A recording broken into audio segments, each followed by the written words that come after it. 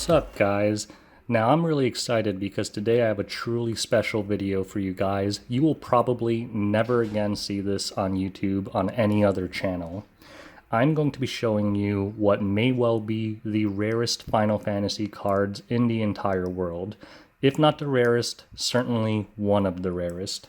So, FFTCG Authority, what are you going to show us today? Is it the Gem Mint Cloud A001? Nah, you've already seen that. That's garbage. Or maybe it's a BGS 10 Pristine Squall Wave 1. Nah, there's lots of those in the world. What I'm going to show you today is something very special. It is this. Now you're probably thinking, what the hell is that? Looks like a piece of garbage. Well, everything in this has significance, and the cool thing, the reason that some collectibles go really high up in value is because it has a really cool backstory. So before I show you what's inside here, let me tell you a little bit about the backstory of this card. So these cards are 22 years old at this point. In 1997 in Japan, a company called Carddass Masters, and some of you may have already heard of this company, Carddass Masters released a set of Final Fantasy VII trading cards.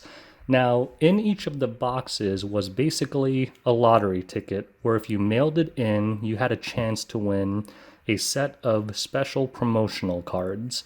Now, those cards were very limited. So the Carddass Masters regular cards, they had a high print run, so those are still not that expensive. But your chance of winning this was very small because it was basically a Willy Wonka ticket. And there were only 500 winners in the entire world, really in Japan, that submitted tickets and actually won. So without further ado, and for the record, this is sealed. It's still sealed. It might be the only sealed one still left on the planet. I don't know. But let me show you what's inside here. Ta-da! So this is the special note that comes when you win one of these cards. So like I said, in the Carddass Masters box, it actually says, this note doesn't say it, but in the box itself, it says that there are 500 winners in the world. I've heard people say that they think only 250 were actually given out, but I always operate under the worst case scenario, which is that there are 500 left in the world. But remember, this is 22 years old. Who knows how many of them have been lost, destroyed, or in terrible condition. But anyway, since many of you can't read Japanese, why don't I translate this for you? Congratulations, FFTCG Authority, you are a titan amongst men. You have one of the rarest Final Fantasy cards in the world. All the women on the planet will now want you. That's basically the gist of what it says, and if anyone reads Japanese, you can vouch for that. So now let's look at this. This is sealed, so for the gold promo cards, there were only 4 made. Not 4 in total, but 4 unique ones. Cloud, Aerith, Sephiroth, and Tifa. So if I turn this around, you can actually see that the back card is Tifa. And no, these are not mint condition, considering how old they are. You can see a little dent on the bottom left here. I think I see a little dent on the top right as well. You could probably see it on camera if I focus.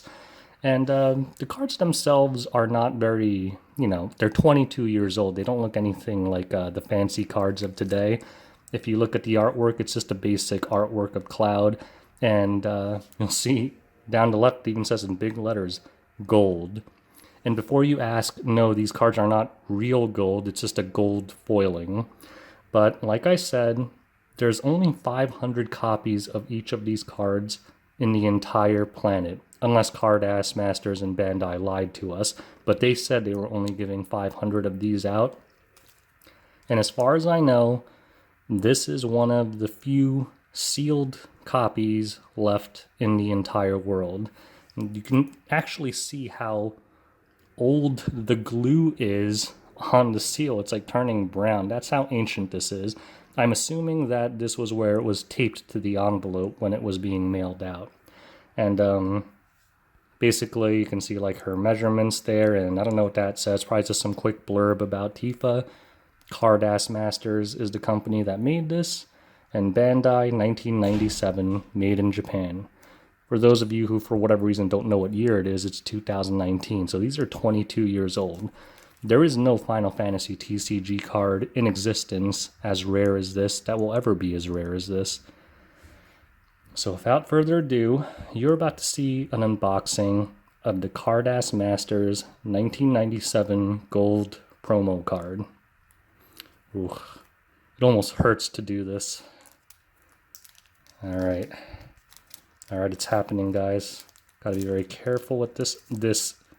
Oh my god, can you guys see that? How yellow that tape is from how old it is? Ugh, that is some old tape. Ugh. Let me actually peel the whole thing off so I don't accidentally get it on the cards. Wow, that is some yellow tape there. Alright, here we go. It's coming out. It's coming out, guys. Oh god. Oh, I actually didn't, the tape actually separated. Alright. And they're free.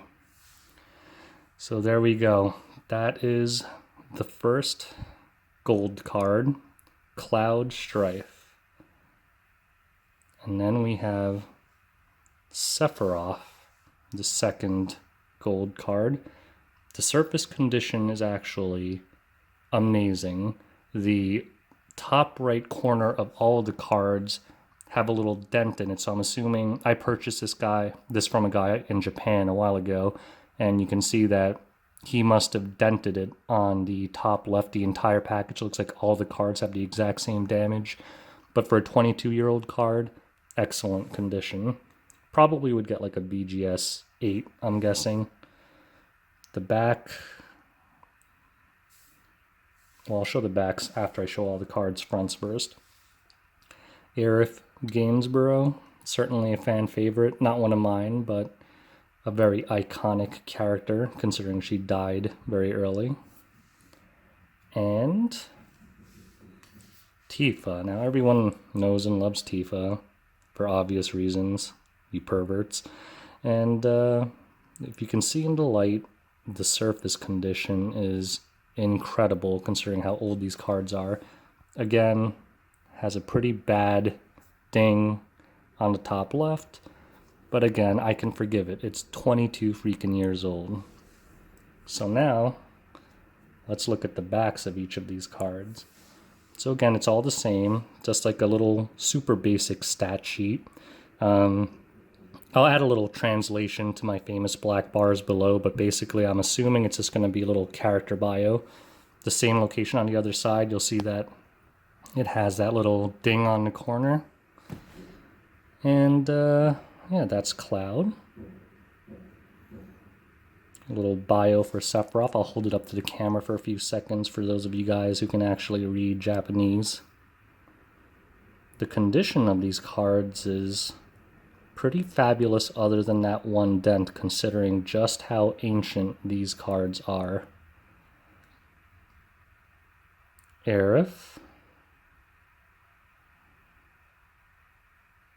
And, of course, Tifa. Now this is the, unfortunately, most damaged out of the cards. This one has a pretty bad ding, not just on the corner, but on the edges with that little bubble there. I'm not sure what this would grade, but the thing about these older cards is that if they're old enough, the grade doesn't matter so much as the authenticity. I don't want to say that the grade matters a lot, but I mean, if it's super rare, like if you look at some old baseball cards, there's some where like a PSA 5 is considered like the best rated in the world because they're so old. So depending on how old the card is, condition certainly always matters, but it doesn't tank the price as it does for modern cards. Like for a modern card, if you get like a PSA 1, it's going to be like 5% the value of a 10. Not necessarily the case with old cards.